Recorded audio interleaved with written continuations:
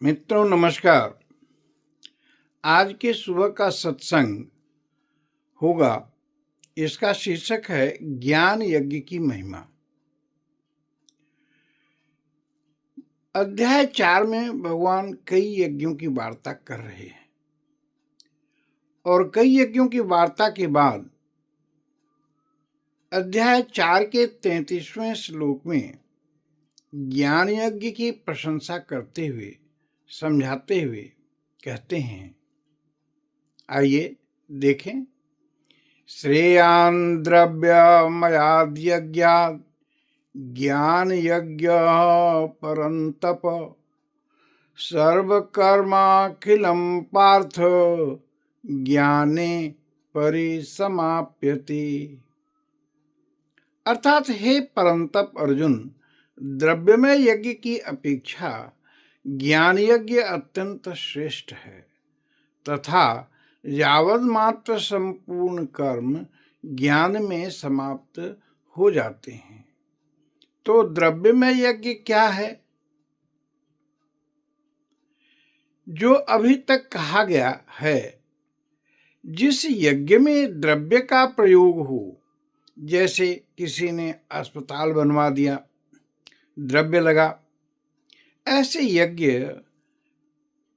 यानी सैक्रिफाइस को द्रव्य यज्ञ कहा गया। हवन किया, घी आदि वस्तुओं का प्रयोग हुआ, द्रव्य में यज्ञ हुआ। तो भगवान कहते हैं, हे परंतप, द्रव्यमयात यज्ञात ज्ञान यज्ञ श्रेयान। अर्थात द्रव्यमय यज्ञ से बेहतर ज्ञान यज्ञ है। पर क्यों है? इस पर कहते हैं, सर्वम अखिलम कर्म, क्योंकि सारे द्रव्यमय यज्ञ कर्म को आरंभ करते हैं। भाव है, कर्म आरंभ होगा तो साधक उसका कर्ता स्वयं को मान लेगा। इस प्रकार उसे कर्मफल भले ही शुभ हो मिलेगा। कुछ लोग भंडारा करवाकर सब जगह कहते हैं, मैंने भंडारा करवाया, मैंने दान किया, मैंने अस्पताल बनवाया। तो उनमें अहंकार का भाव आ जाता है। अहंकार से साधक की उन्नति रुक जाती है, अनेक दुर्गुण आने की संभावना बन जाती है। कर्ता भाव से शुभ अशुभ फल मिले जो आवागमन का मार्ग प्रशस्त करते हैं।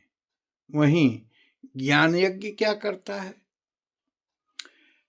पार्थ ज्ञाने परिसमाप्यते। हे अर्जुन, यह ज्ञान यज्ञ न अहंकार लाएगा, न शुभाशुभ फल ही देगा। ऐसा क्यों? क्यों ज्ञान यज्ञ शुभ फल भी नहीं देगा? क्योंकि ज्ञान यज्ञ सारे फलों को सब ओर से संपूर्ण जलाशय की तरह होता है, उसमें सारे फल समा जाते हैं। भाव हुआ, ज्ञान यज्ञ मोक्ष रूप है, इसलिए श्रेष्ठ है। क्या है ज्ञान यज्ञ?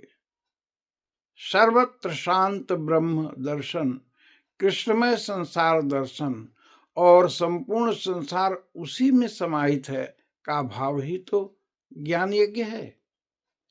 पश्यमाम सर्वत्र सीय राममय सब जग जानी। ऐसी दृष्टि सोच साधक को आनंदमय कोश की पहुंच सुनिश्चित कर देता है। तो हम अपनी वाणी को यहीं विश्राम देते हैं। हरि ओम तत्सत, हरि ओम तत्सत, हरि ओम तत्सत। आप सभी को बहुत बहुत धन्यवाद, प्रणाम।